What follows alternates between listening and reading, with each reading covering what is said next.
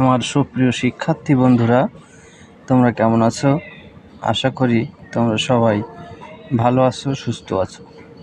তো তোমাদের মাঝে আমি আবারও আসছি নবম শ্রেণীর গণিতের বিষয় নিয়ে। আমি আজকে আলোচনা করব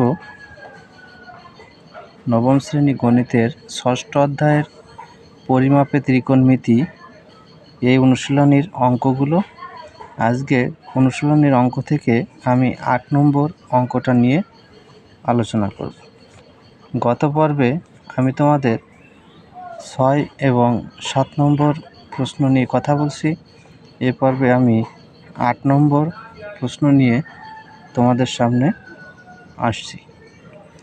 তো দেখো, আমার সাথে তোমরাও খাতা কলম নিয়ে অঙ্কটা করার চেষ্টা করবে, তাহলে খুব ভালোভাবেই বুঝতে পারবে। তো এখানে 8 নম্বর অঙ্কে বলা হয়েছে, একটি নদীর তীরে দাঁড়িয়ে একজন লোক দেখল যে ঠিক সোজাসুজি নদীর অপর তীরে 100 মিটার উঁচু একটি টাওয়ারের শীর্ষের উন্নতিকোণ 45 ডিগ্রি।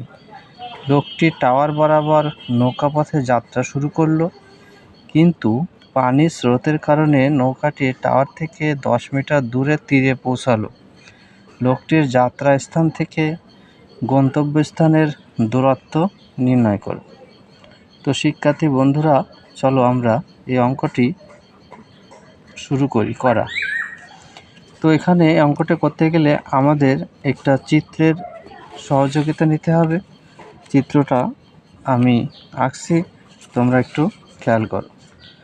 তো আমরা মনে করি যে এটি একটি টাওয়ার, অর্থাৎ এবি উচ্চতা বিশিষ্ট একটি টাওয়ার। তো এই টাওয়ারের শীর্ষের উন্নতিকোণ বলা আছে এখানে 45 ডিগ্রি। তো আমরা শীর্ষের উন্নতিকোণ এখানে আমরা 45 ডিগ্রি দেব। তো একটা লোক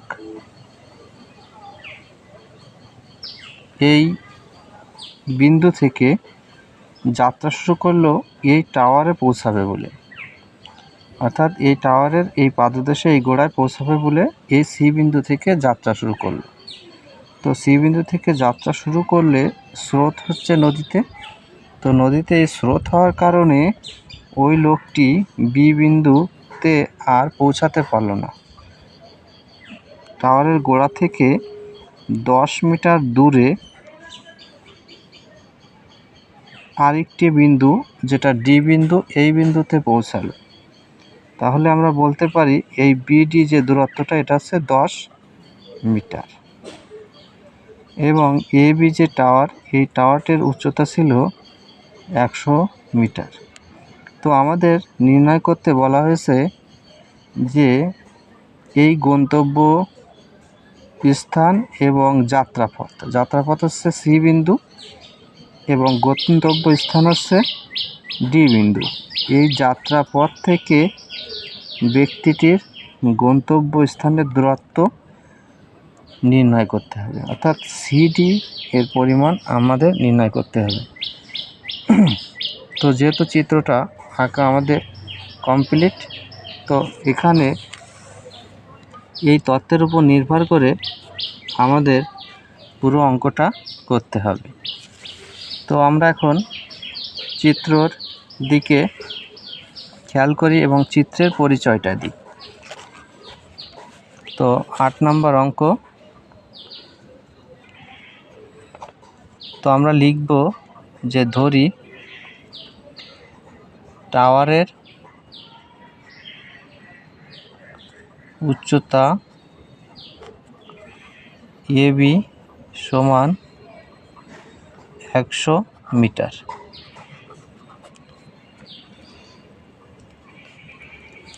উন্নতিকোণ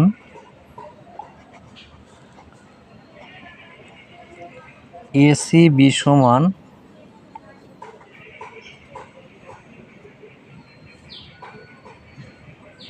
45 ডিগ্রি।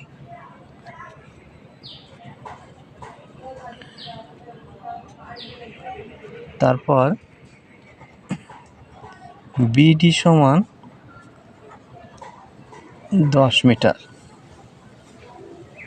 যাত্রাপথ সি বিন্দু থেকে ডি বিন্দুর দূরত্ব নির্ণয় করতে বলছে। তাহলে আমরা বলতে পারি যাত্রাপথ থেকে গন্তব্য স্থানের দূরত্ব সিডি সমান হট। অর্থাৎ আমাদের এই জিজ্ঞাসা চিহ্ন দিয়ে রাখলাম, এই সিডি এর মান আমাদের এখন বের করতে হবে। তো দেখো শিক্ষার্থী বন্ধুরা, আমাদের এখানে দুটি সমকোণী ত্রিভুজের সৃষ্টি হয়েছে। একটি সমকোণী ত্রিভুজ হচ্ছে এবিসি, যার বি কোণটা হচ্ছে সমকোণ, আর একটা সমকোণী ত্রিভুজ হচ্ছে সিবিডি, অর্থাৎ এখানেও বি কোণটা সমকোণ। তো একটা হচ্ছে এবিসি আর একটা হচ্ছে বিসিডি। তো প্রথমত আমরা এবিসি সমকোণী ত্রিভুজ হতে আমরা কি পাই সেটা দেখব। আমরা লিখব ত্রিভুজ এবিসি হতে পাই। তো ত্রিভুজ এবিসি হতে পাই, এখানে দেখো লম্ব যে মানটা অর্থাৎ উচ্চতা, এই লম্বের মান দেওয়া আছে এবং আমরা এই ভূমির মানটা বের করব এবং লম্ব এবং ভূমির সাথে আমাদের সম্পর্ক করতে হবে। লম্ব এবং ভূমির সাথে সম্পর্কিত যে সূত্রটা সেটা হচ্ছে ট্যান, অর্থাৎ ট্যারা লম্বা ভূত। তাহলে আমরা লিখব ট্যান এসিবি সমান লম্ব এবি বাই ভূমি হচ্ছে বিসি, বা ট্যান 45 সমান এবি হচ্ছে 100, আমাদের বিসির মান নির্ণয় করতে হবে। ট্যান 45-এর মান 1, তাহলে থাকে 100 বাই বিসি। আমরা যদি আরও আড়াআড়ি গুণ করি তাহলে বিসি সমান 100, তাহলে বিসির মানও কিন্তু আমরা পেয়ে গেলাম 100। এখন আমাদের এই যে পরবর্তী যে সমকোণী ত্রিভুজটা বিসিডি, এই ত্রিভুজের বিসির মান পাইছি, বিডির মান 10 দেওয়া আছে। এখন আমরা সিডি এই সমকোণী ত্রিভুজের কিন্তু অতিভুজ, অর্থাৎ বিসিডি সমকোণী ত্রিভুজের অতিভুজ কিন্তু ডিসি। তো আমরা এখানে যেহেতু কোনো উন্নতি কোণ এই ত্রিভুজের ক্ষেত্রে দেওয়া নেই, সেক্ষেত্রে আমরা ব্যবহার করব পিথাগোরাসের সূত্র। তো আমরা লিখতে পারি যে পিথাগোরাসের সূত্র মতে অতিভুজের স্কয়ার অর্থাৎ ডিসি স্কয়ার সমান বিসি স্কয়ার যোগ বিডি স্কয়ার। তো এক্ষেত্রে আমাদের যেহেতু ডিসির মান বের করতে হবে, ডিসি বাম পাশে থাক, এবং বিসির যে মানটা সেটা হচ্ছে 100, তার স্কয়ার যোগ বিডির মান হচ্ছে 10, তার স্কয়ার।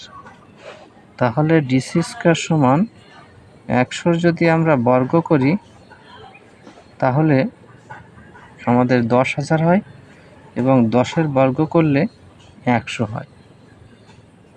তাহলে ডিসি স্কয়ার সমান আমরা পাই, এটা যদি যোগ করি তাহলে 10,100 হয়। বা যেহেতু ডিসির মান বের করতে হবে, তাহলে আমরা লিখব ডিসি সমান √10,100। তাহলে আমরা ডিসি সমান পাবো, ডিসি সমান যে মানটা পাবো আমরা যদি ক্যালকুলেশন করি তাহলে কিন্তু আমরা এই ডিসির মানটা পেয়ে যাই, এবং গন্তব্য স্থানের যে দূরত্ব, যাত্রাপথ হতে গন্তব্য স্থানের দূরত্ব কিন্তু আমাদের বের করবে। তাহলে ক্যালকুলেশনটা যদি আমরা করি তাহলে কিন্তু আমরা নির্ণয় উত্তরটা পেয়ে যাব। তাহলে শিক্ষার্থী বন্ধুরা ক্যালকুলেশনটা আমরা একটু দেখে নিই।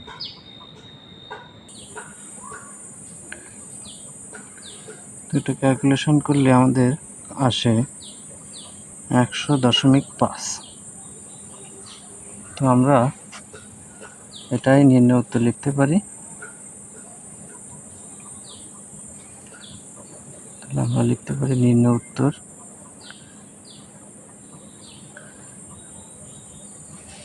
100.5 মিটার।